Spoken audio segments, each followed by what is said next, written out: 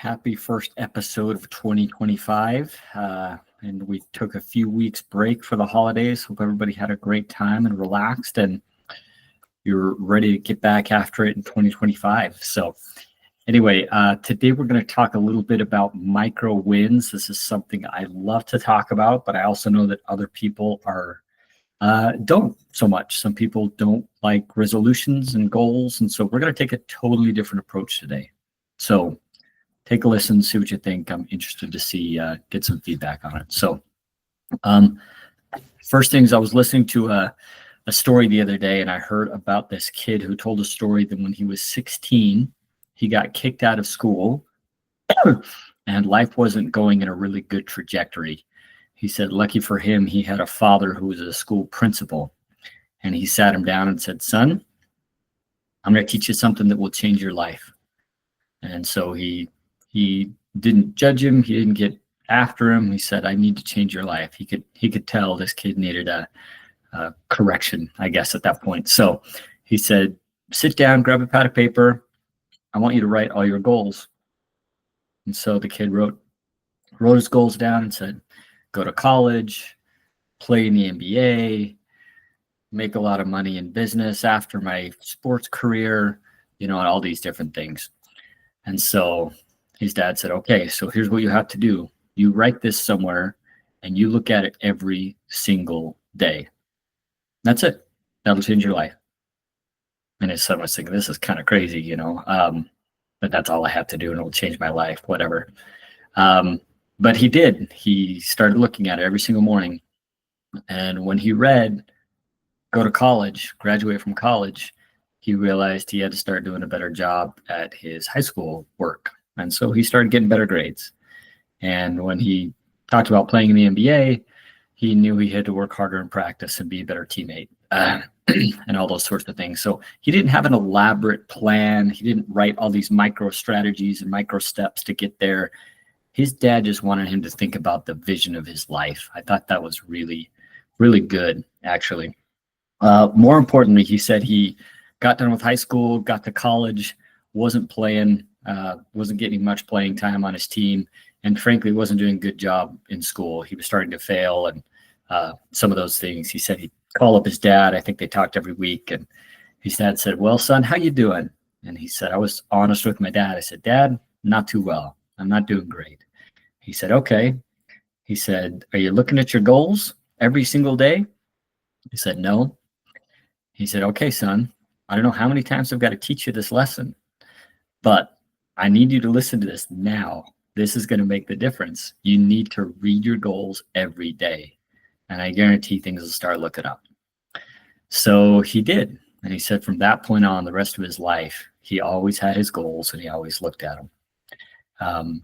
And that drove lots of decisions he made in his daily life because he knew every single day what his goals were, where he was headed, what his vision was. So I came up with this theory called the cold plunge theory of goals. So no one loves cold plunges.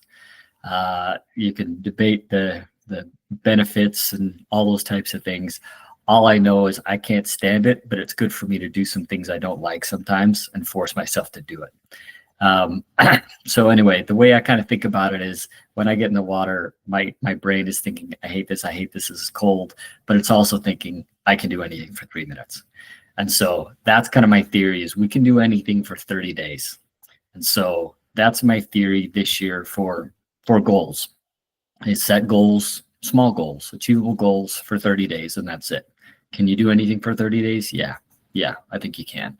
So all we want out of this is a small win in January. That's it.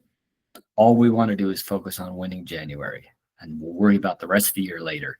You can do anything for 30 days. The key is consistency. So once we win January, we're going to set a new goal or continue the same goal. You can pick whatever you want to do for February.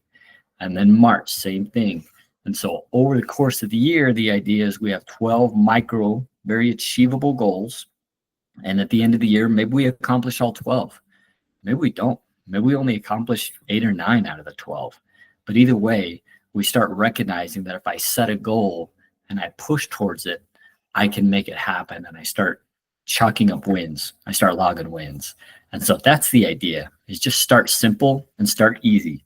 Start with something you can achieve, and it's 30 days, right? Knock it out, start chalking up some wins. And as you go through the year, maybe you start doing more things or harder things, or maybe not. Maybe you just get 12 wins under your belt for this year, and you look back at the end of the year and think, wow, I made a lot of progress. So that was great. Here's some examples. So example might be save $5 every day for 30 days. So you have $150 at the end of the month for a little emergency fund savings account. Maybe you do no sweets or no soda or no smoking or something like that for 30 days. Can you do that? And frankly, 30 days might be too long. You might set a goal to say, okay, I'm not going to do that for a week or 3 days or whatever. The point is get a win in January. Set a goal, get a win, and make it happen. It might be something as simple as texting someone you care about every single day. You'll see a lot of benefits out of that, both socially and for yourself. I think we'll focus more on other people and less on ourselves, which is usually a good thing. It's something I need to be reminded of a lot. So another one could be you give 10% more into your most important relationship. Maybe that's your whole goal for January. You invest 10% more in that most important relationship you got. And another one I thought was kind of fun that somebody told me about once, that they said, I'm not going to complain at all today. Like, not once. I thought it was really good. And it forced them to really think about how much they do complain, even if it's just kind of like joking or off the cuff. They're not really internalizing, but how much of our conversation has to do with complaining or negativity or things like that. So anyway, those are a couple ideas. The whole point, set a small goal in January, go get it, make it happen, and we'll do it again in February, but do something achievable. Hope this helps. A totally different strategy to year-end, to resolutions, New Year's resolutions, and hope it helps. I've done this a couple times, and I love it, and you can do anything for 30 days. I truly believe that. So anyway, hope all goes well, and go make an impact. Thanks. Bye.